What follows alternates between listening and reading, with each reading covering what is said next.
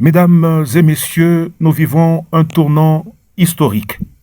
Ces dernières 48 heures, le Moyen-Orient a basculé dans ce que beaucoup redoutaient depuis des décennies. Une guerre ouverte et directe impliquant les plus grandes puissances mondiales. Le 28 février 2026, l'opération Epic Fury, menée conjointement par les États-Unis d'Amérique et Israël, a frappé le cœur du pouvoir iranien.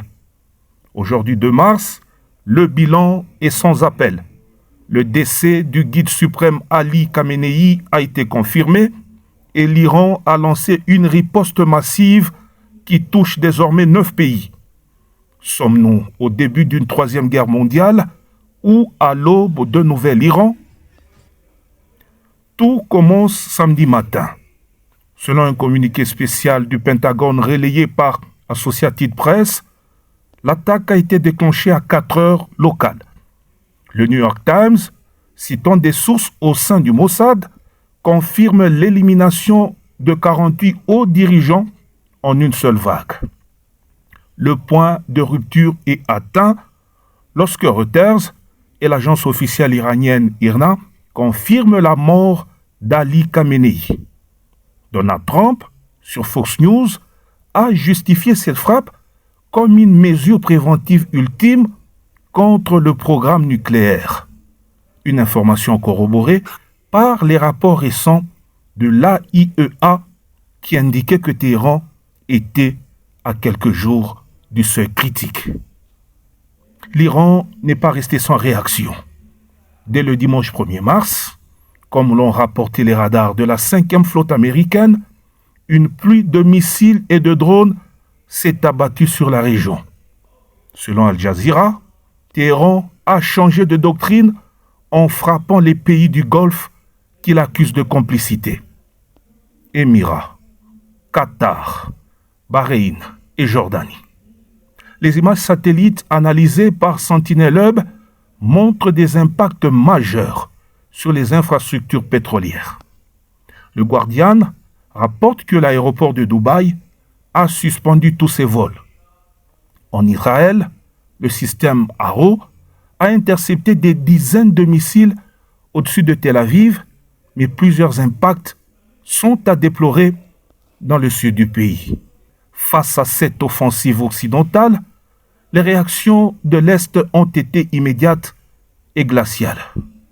À Moscou, l'agence TASS rapporte que Vladimir Poutine a convoqué son Conseil de sécurité en urgence.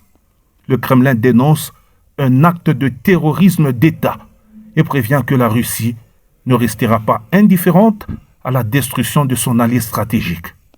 Des mouvements de troupes russes ont été signalés par le renseignement ukrainien à la frontière sud, suggérant un renforcement des positions en Syrie.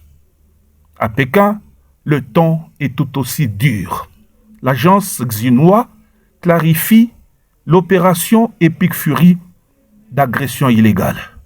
Le Global Times accuse Washington de vouloir déclencher un holocauste énergétique. Pour la Chine, l'enjeu est vital. Bloomberg rappelle que 15% de son pétrole dépend du détroit d'Ormuz, désormais bloqué.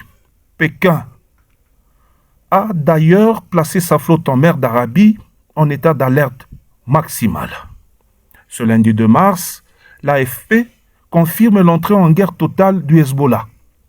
Les rapports de FINUL font état d'échanges d'artillerie sans précédent au sud Liban.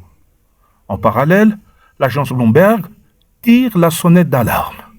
Le prix du baril de Brent a bondi de 10%, frôlant les $100 américains. Les données de Marine Traffic montrent un détroit d'Ormuz totalement paralysé, étranglant l'approvisionnement mondial. À l'intérieur de l'Iran, c'est le blackout. L'ONG NetBlocks confirme une coupure quasi totale d'Internet. Cependant, malgré la peur, des vidéos clandestines diffusées par des collectifs comme Anonymous montrent des scènes de liesse dans certains quartiers de Téhéran. Le Wall Street Journal souligne que le pays est officiellement dirigé par un conseil de transition d'urgence, mais la loyauté des rangs intermédiaires de l'armée semble vaciller.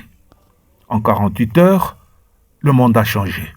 La mort de Khamenei marque la fin d'une époque, mais le prix est une déstabilisation mondiale. Comme le souligne l'International Crisis Group, nous entrons dans la phase la plus dangereuse, celle de l'inconnu.